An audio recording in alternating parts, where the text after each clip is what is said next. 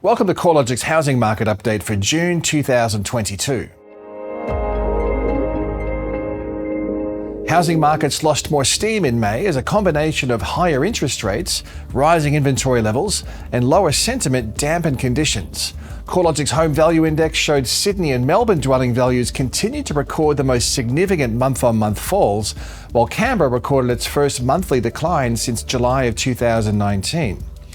Although housing values continue to rise across the remaining capital cities, the growth rate wasn't enough to offset the depreciation in Sydney, Melbourne and Canberra, which pushed the combined capitals index 0.3% lower over the month. Elsewhere, growth trends remained positive in May, albeit with less momentum in most markets. Perth and Adelaide were the exceptions where the quarterly growth trend lifted in May, although both regions remained below the peak quarterly rate of growth. While the higher cash rate and lift in variable mortgage rates in May played a role in the weaker housing values, it's important to remember that conditions have been weakening over the past year, at least at a macro level.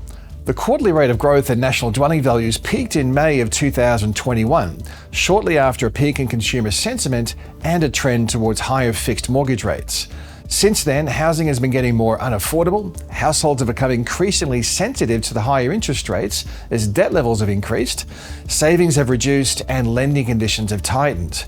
Add to that rising inflation and a higher cost of debt, and it all flows through to less housing demand. With the trend of growth easing across most regions over the past year, the annual rate of change has eased sharply over recent months, dropping to 11.7% across the combined capital cities, down from a recent peak of 21.3% over the 12 months ending January of 2022. Although regional Australia continues to demonstrate stronger growth conditions, it's also come off peak growth rates, with the annual growth trend easing to 22.1%, down from its January peak of 26.1% and likely to trend lower through the rest of the year. As the pace of growth eases across most regional markets, we're likely to see growth conditions softening in line with higher interest rates and worsening affordability pressures. Arguably, some regional markets will be slightly insulated from a material downturn in housing values due to ongoing supply and demand imbalances, as we continue to see advertised stock levels remain extraordinarily low across regional Australia. A combination of higher interest rates, housing affordability constraints, diminishing household savings, and lower consumer sentiment has also had a negative impact on home sales. Nationally, our estimate of settled sales over the 3 months to May was 19.2% lower than at the same time last year. The figures remain 12% above the previous 5-year average. However, it's likely housing turnover will continue to trend back towards average levels as interest rates normalise. Lower sales volumes are being accompanied by a gradual rise in advertised stock levels. Nationally, advertised inventory is 10% below levels from a year ago, but buyers in softer markets like Sydney and Melbourne have more choice and less urgency, and better leverage as advertised stock levels rise to above average levels. While housing value growth has slowed, rents continue to rise swiftly. Nationally, CoreLogic's Hedonic rental index has increased by 1% in May, taking the quarterly rate of growth to 3%, up 60 basis points on a year ago.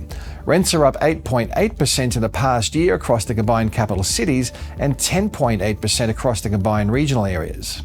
For investors, yields are recording some upwards momentum amidst rising rents and a general easing in home value growth, especially in Sydney and Melbourne. Despite the upwards trajectory, yields remain remarkably low, but a recovery back to average levels may happen sooner rather than later if housing values continue to be outpaced by rents. Melbourne housing values have declined over 4 of the past 6 months, with the 0.7% decline in May the largest monthly fall since September of 2020. Larger falls are evident across the upper quartile of Melbourne's market, where housing values are down 2% over the past 3 months. In contrast, the lower quartile of the market has seen a 1.1% rise in values over the past 3 months, as housing demand remains stronger across the more affordable end of the market. Lower demand is reflected in our estimate of sales activity over the past 3 months, which was tracking 21% below levels recorded over the same period a year ago. As demand fades, advertised listings are rising. At the end of May, inventory levels were 1.3% higher than at the same time last year and 8.1% above the 5-year average. As interest rates normalise over the next 12 to 18 months, the expectation is most of Australia's capital cities will move into a period of decline brought about by less demand. The trajectory of interest rates will be a key factor in future housing market outcomes.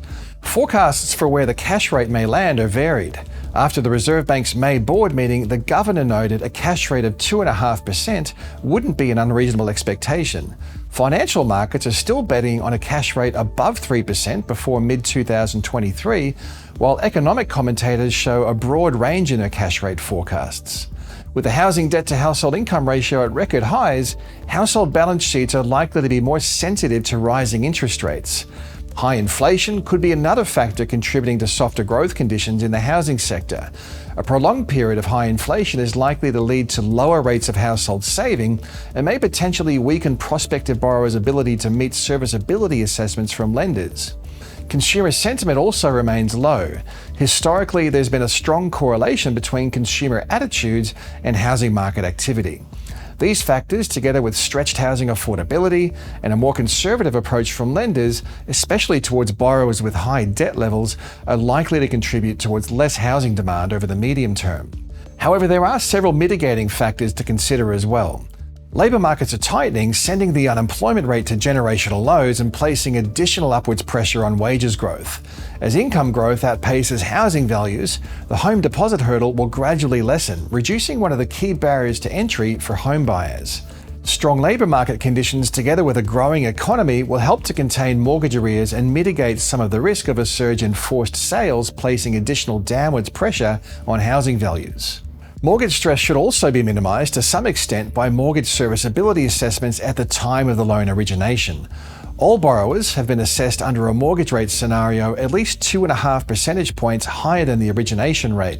And since October last year, borrowers were being assessed with a buffer of at least 3 percentage points. Under these serviceability scenarios, it's reasonable to expect borrowers should be able to accommodate higher mortgage repayment costs, although such a rapid rate of inflation could create some challenges for borrowers with thinly stretched budgets. With the RBA set to steadily raise the cash rate through to the end of the year and into 2023, we're likely to see falls in housing values becoming more widespread as mortgage rates trend higher. As these trends evolve, we'll be keenly reporting on all the twists and turns in the market at the research pages of CoreLogic.com.au.